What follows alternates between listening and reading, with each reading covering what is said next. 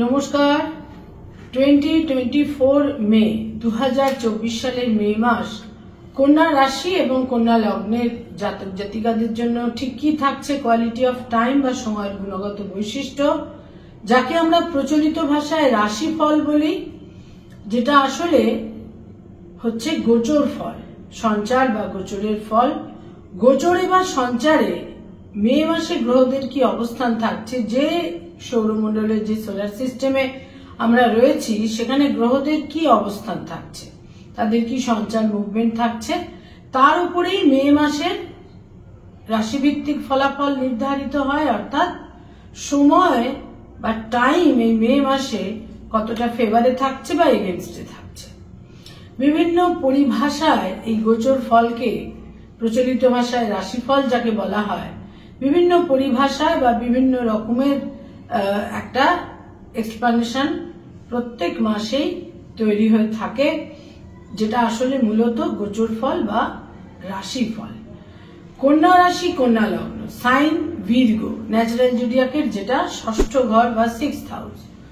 কন্যা রাশি কন্যা লগ্নের জন্য মে মাস ঠিক কিরকম কাটবে বা সময়ের কি ধরনের সময়ের মুখোমুখি তাদের হতে হবে, সেটা জানতে বা বুঝতে গেলে যেটা আমাদের দেখতে হয় তা হচ্ছে মে মাসে গ্রহদের কি অবস্থান, সঞ্চার, কারেন্ট প্রগ্রেশনে গ্রহরা কোথায় কিভাবে থাকছে।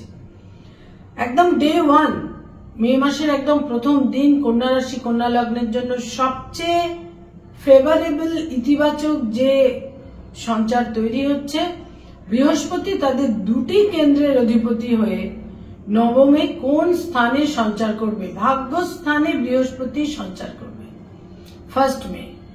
10th মে রাশি লগ্নের অধিপতি বুধ তাদের সপ্তম থেকে অষ্টমে সঞ্চার করবে, প্রথম 10টা দিন সপ্তমে অবস্থান করে থাকবে। শুক্র তাদের অন্যতম গুরুত্বপূর্ণ গ্রহ, শুক্র 19th মে পর্যন্ত তাদের অষ্টমে অবস্থান করে থাকবে এবং তারপর শুক্র 19th মে চলে আসবে তাদের ভাগ্যস্থানে 9th হাউসে। একটা ডিফিকাল্ট সিচুয়েশন হয়ে থাকবে এই মে মাসে, তা হচ্ছে তাদের সপ্তমে মঙ্গল আর রাহু অবস্থান করে থাকবে 7th হাউসে এবং লগ্নে, সুতরাং লগ্নে অতি অবশ্যই কেতু অবস্থান করে থাকছে মে মাসে।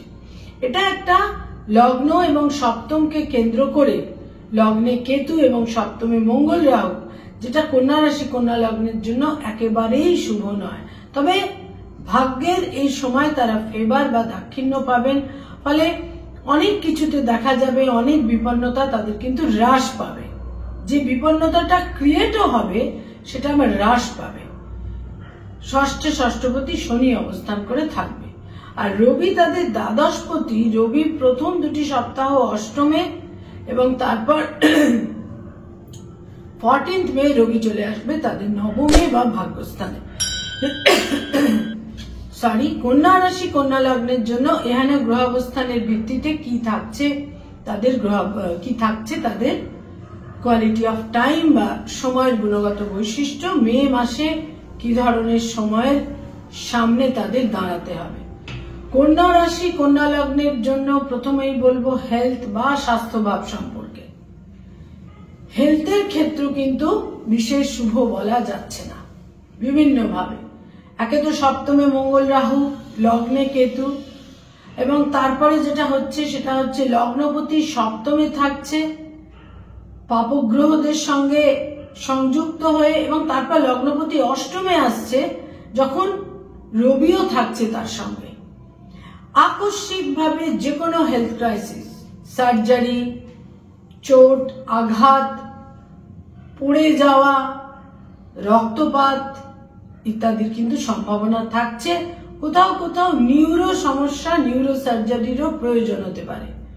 বহু মানুষই বয়স্ক মানুষদের ক্ষেত্রে দেখা যায় যারা সিনিয়র সিটিজেন, তাদের একটা কোথাও পা স্লিপ করে পড়ে যাওয়া, এই ধরনের সম্ভাবনা কিন্তু বিশেষভাবে থাকছে।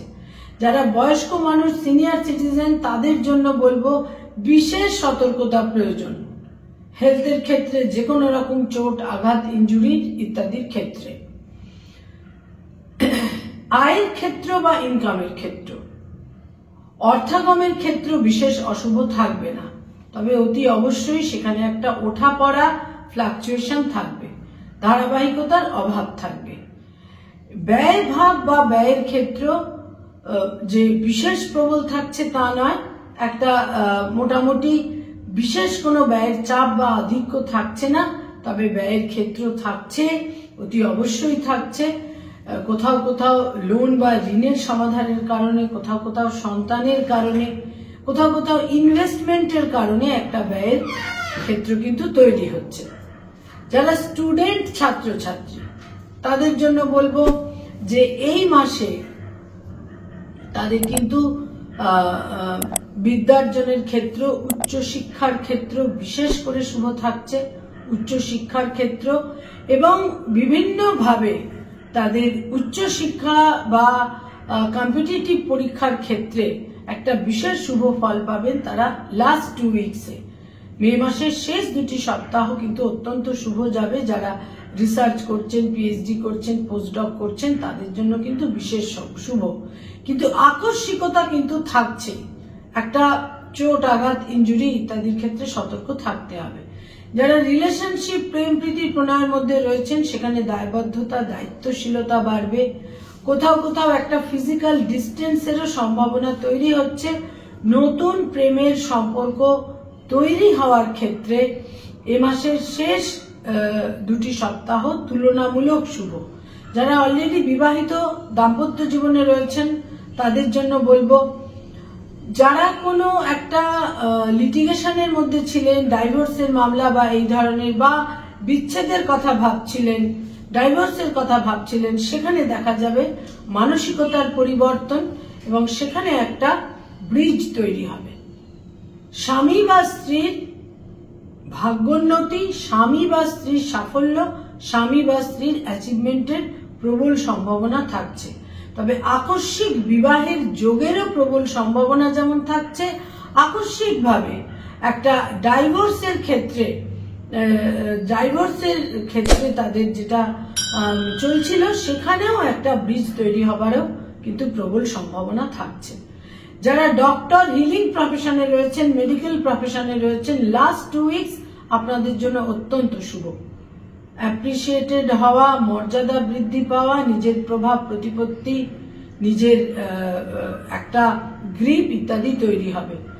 যারা অ্যাডভোকেট, লয়ার, যারা লিগাল অ্যাডভাইস ইত্যাদি দিয়ে থাকেন তাদের জন্য বলবো, এই মে মাসে অনেক চিন্তা ভাবনা করে সিদ্ধান্ত নিতে হবে। এই মে মাসে কিছু কিছু ক্ষেত্রে মিসকমিউনিকেশন, কমিউনিকেশন গ্যাপ এবং বিভিন্ন কারণে কিছু অন্য কোনো স্টেটে গিয়ে কাজকর্ম করার প্রয়োজন ইত্যাদি কিন্তু হতে পারে। যারা মানি মার্কেটে রয়েছেন, stock market, share market, insurance, banking sector, যারা এজেন্ট হিসেবে ইনভেস্ট করিয়ে থাকেন, যারা চার্টার্ড অ্যাকাউন্টেন্ট, নিজস্ব চার্টার্ড ফার্ম রয়েছে, যারা ফিনান্সিয়াল ইনস্টিটিউটে রয়েছেন, যারা কনসালটেশনের কাজ করেন ফিনান্স ওরিয়েন্টেড, সেই সমস্ত ক্ষেত্রে বলবো প্রচুর ভ্রমণের সম্ভাবনা, অন্য কোনো স্টেটে যাওয়ার সম্ভাবনা, তবে সিদ্ধান্তের ক্ষেত্রে সতর্কতা প্রয়োজন। হেলথ কিছুটা আপনাদের বিড়ম্বনায় ফেলতে পারে। যারা পড়ানোর কাজ করেন, স্কুল, কলেজ, ইউনিভার্সিটিতে পড়িয়ে থাকেন, ফ্যাকাল্টি হিসেবে বিভিন্ন ইনস্টিটিউটে পড়ানোর কাজ করেন, শিক্ষক, শিক্ষয়িত্রী, অধ্যাপক, অধ্যাপিকা, অত্যন্ত শুভ। শেষ 2টি সপ্তাহ আরো অধিকতর শুভ। নতুন কর্ম লাভেরও সম্ভাবনা থাকছে।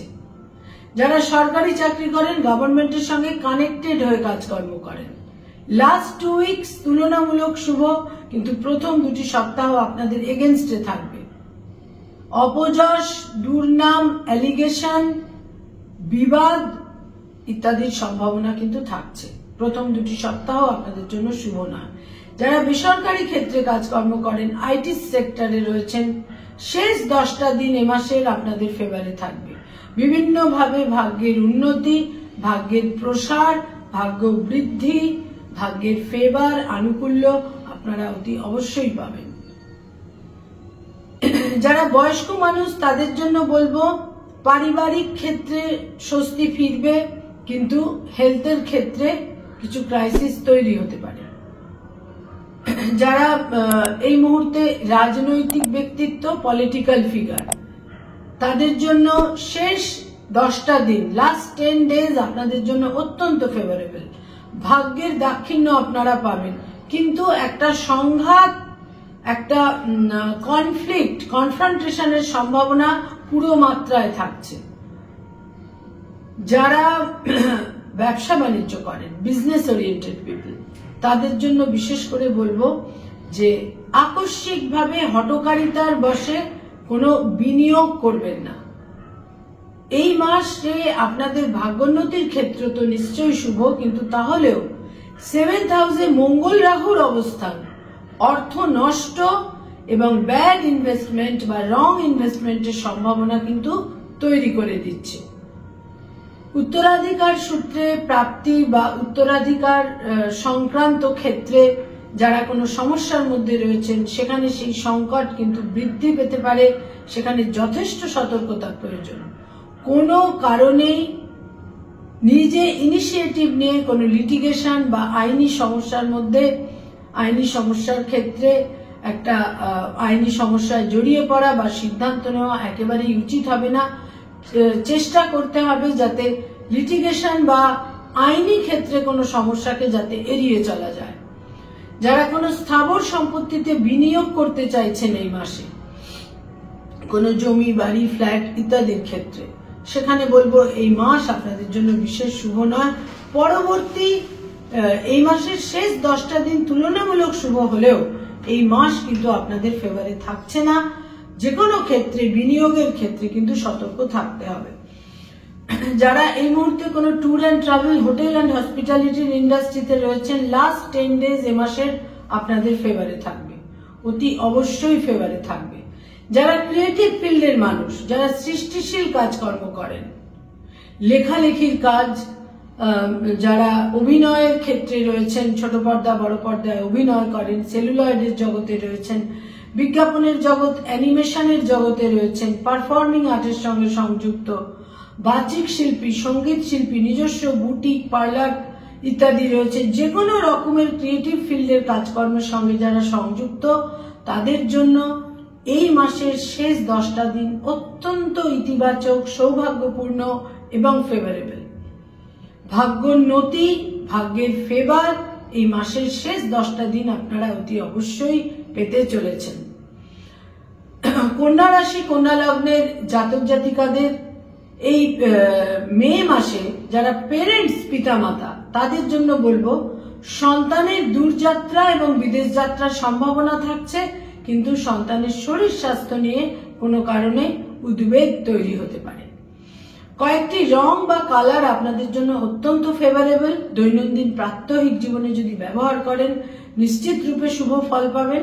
ঝকঝকে সাদা রং, হালকা সবুজ রং এবং অত্যন্ত লাইট বা হালকা ইয়েলো রং, এই রংগুলো আপনাদের জন্য বিশেষ শুভ থাকছে। কয়েকটি ডেট বা তারিখও আপনাদের জন্য ফেভারেবল বা খুব ইভেন্টফুল হতে চলেছে।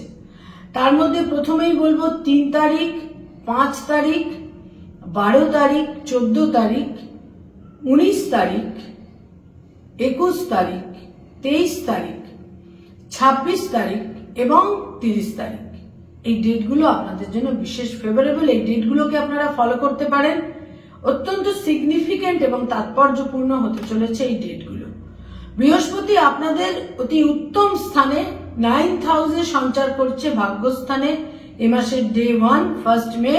কিন্তু সপ্তমের মঙ্গল রাহু আপনাদের কিছু কিছু ক্ষেত্রে বিপন্নতা দিতে পারে। প্রত্যেকটা ক্ষেত্রেই আপনাদের যথেষ্ট সতর্ক থাকতে হবে এবং কোনো উত্তেজনা বশে বা কোনো আকস্মিক একটা প্রভোক্ট হয়ে কোনো সিদ্ধান্ত নেওয়া একেবারেই উচিত হবে না। নমস্কার।